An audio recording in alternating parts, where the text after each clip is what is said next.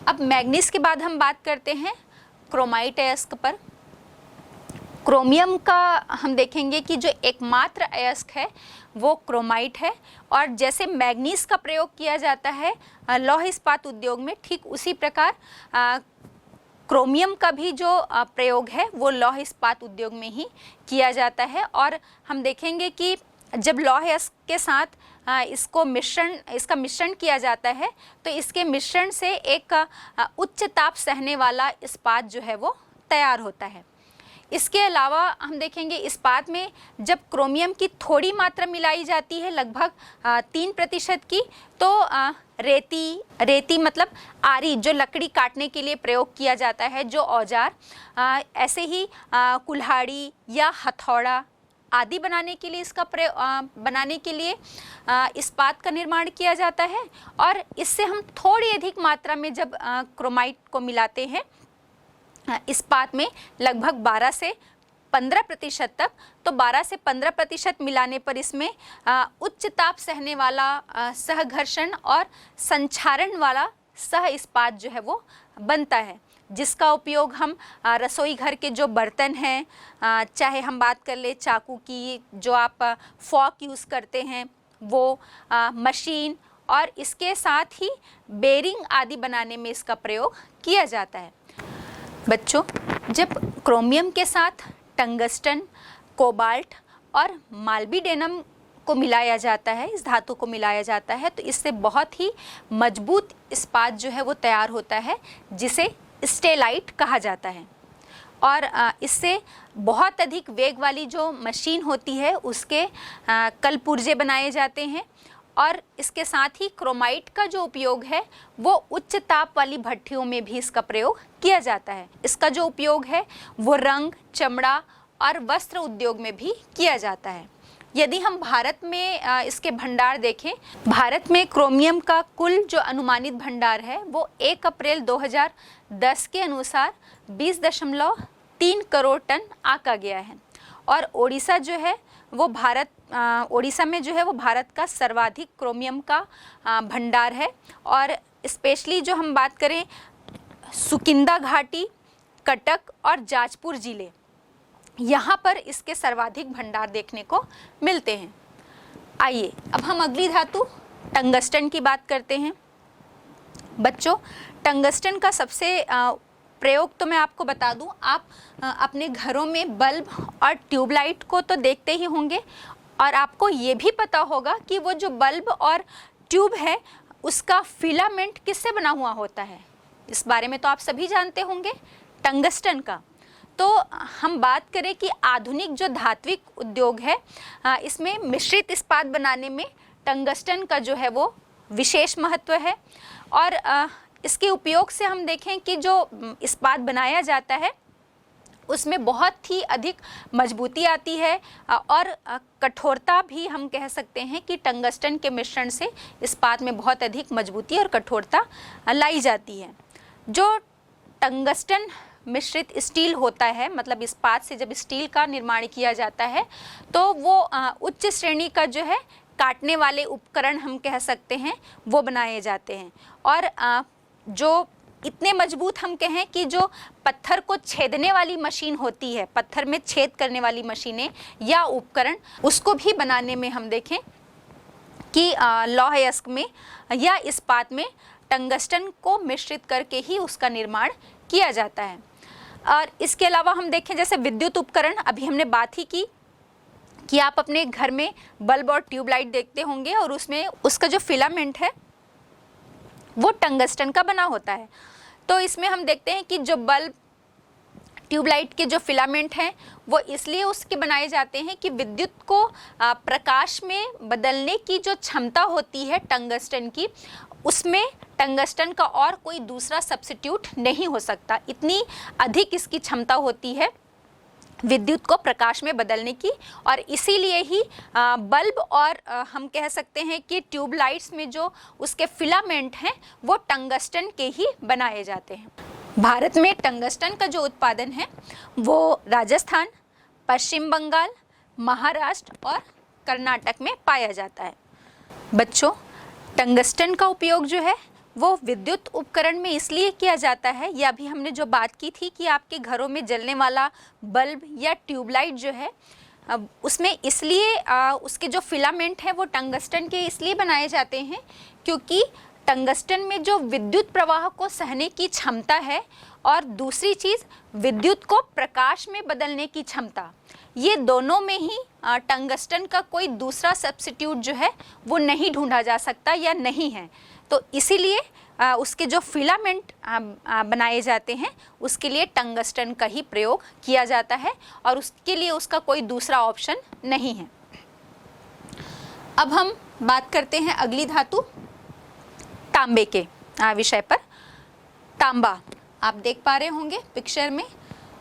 बच्चों, तांबे से तो आप सभी जो हैं वो बहुत अच्छी तरह से परिचित होंगे क्योंकि आपके घरों में चाहे खाने वाले बर्तन हों या पूजा के जो बर्तन हैं या आपने अपने जो दादी नानी दादी हैं उनसे तांबे से जो बने सिक्के हैं उनके बारे में भी सुना होगा।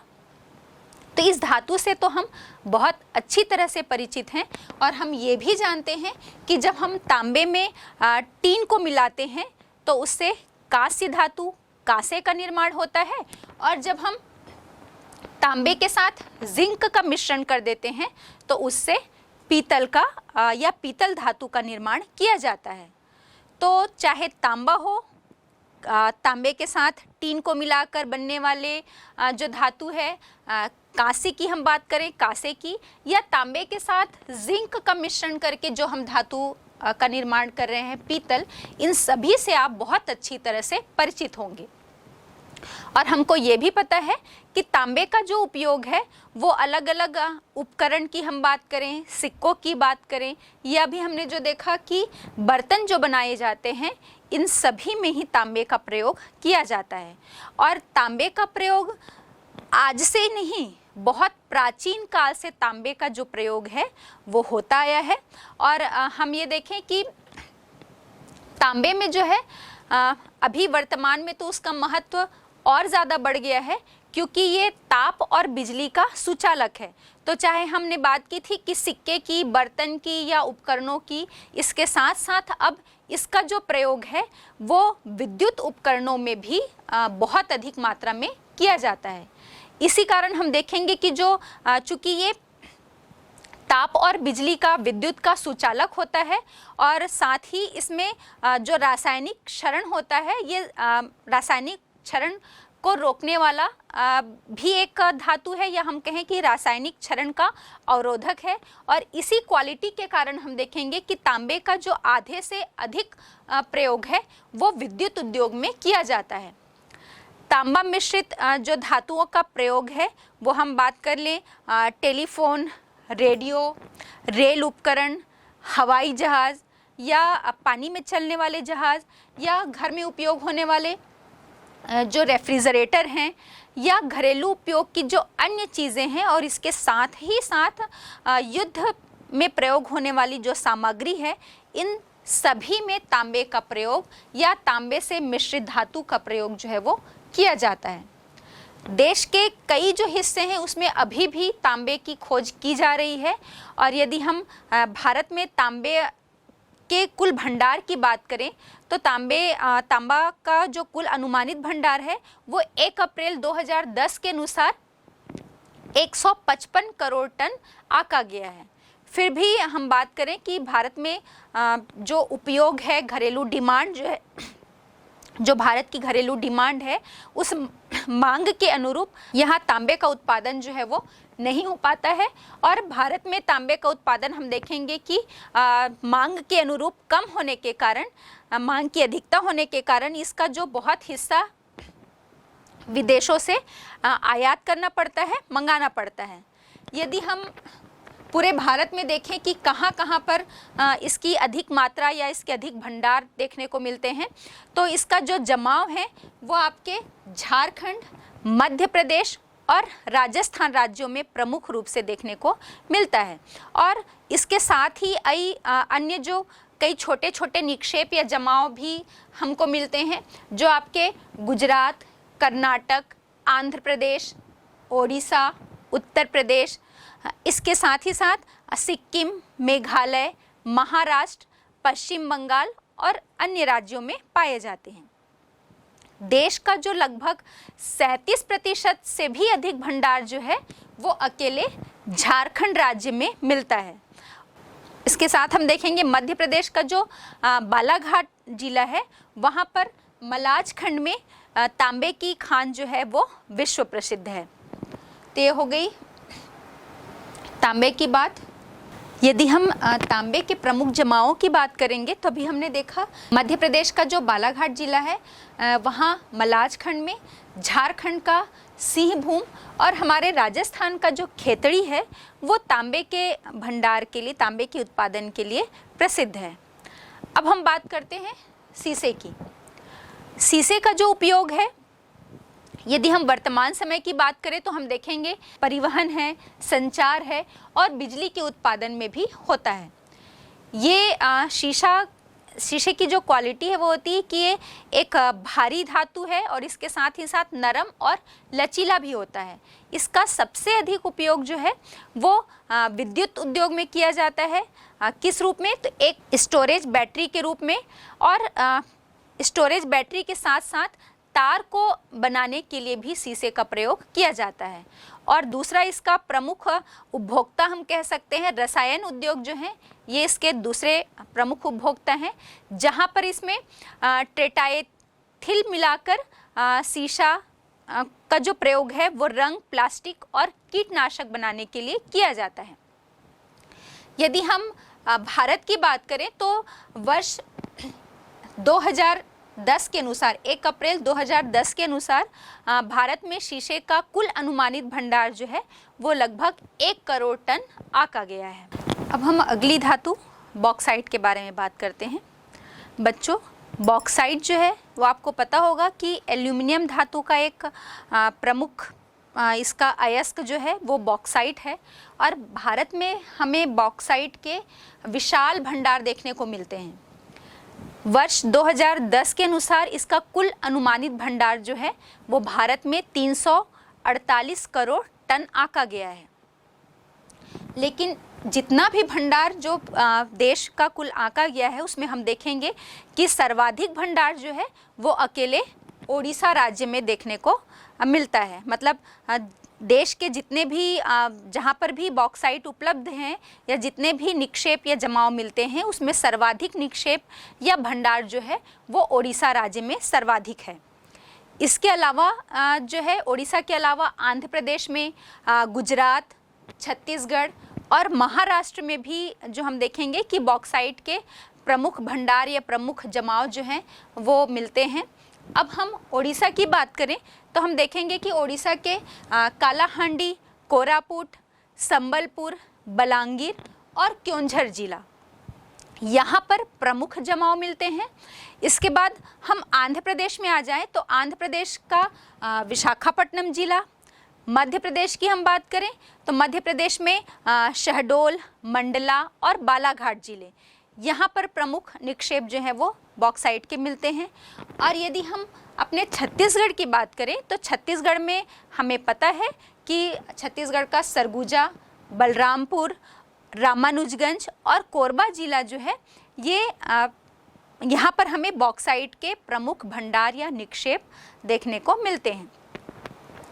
अब हम अगले खनिज की बात करते हैं, अभ्रक या माइका। अभ्रक जो है वो एक ऐसा खनिज है जो हमको प्लेटों या परतों के रूप में मिलता है।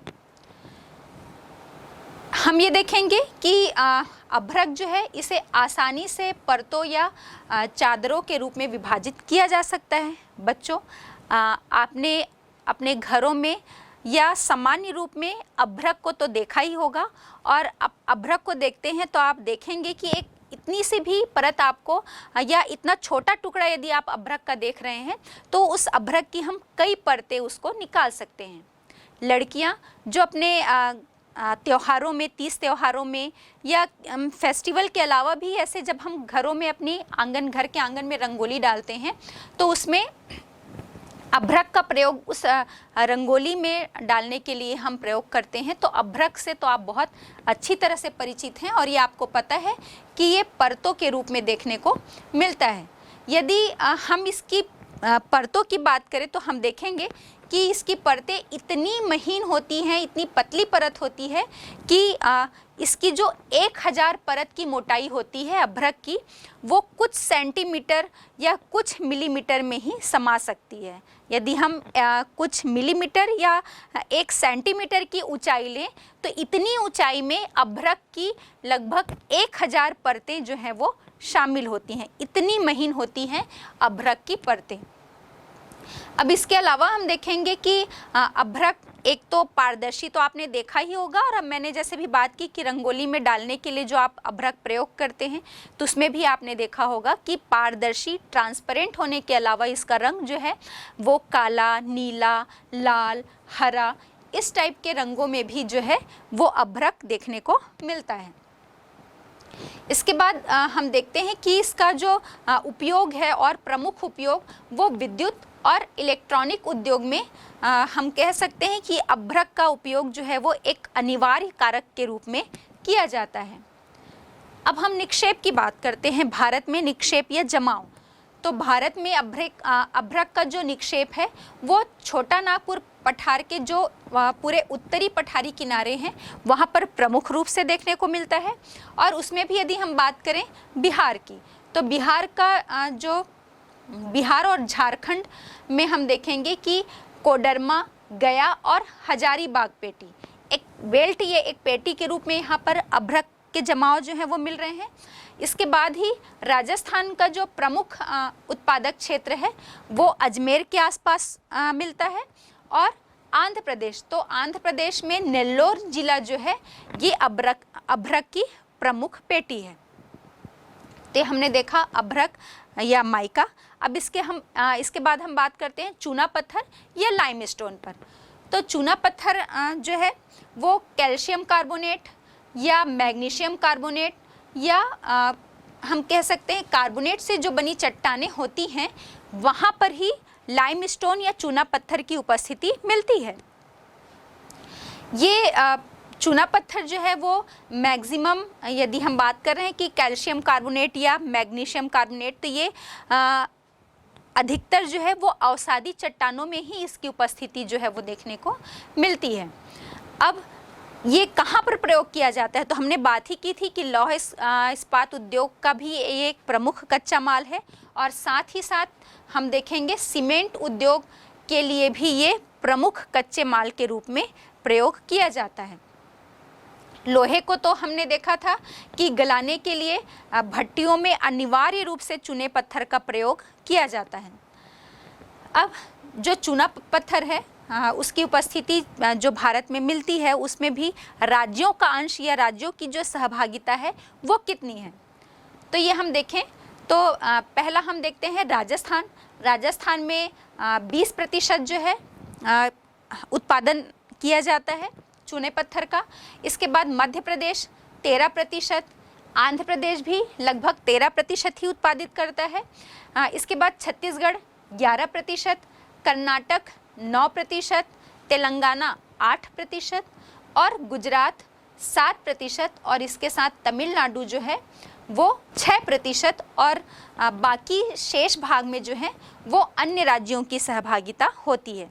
ये इस ग्राफ से आपको बहुत अच्छी तरह से स्पष्ट हो रहा होगा।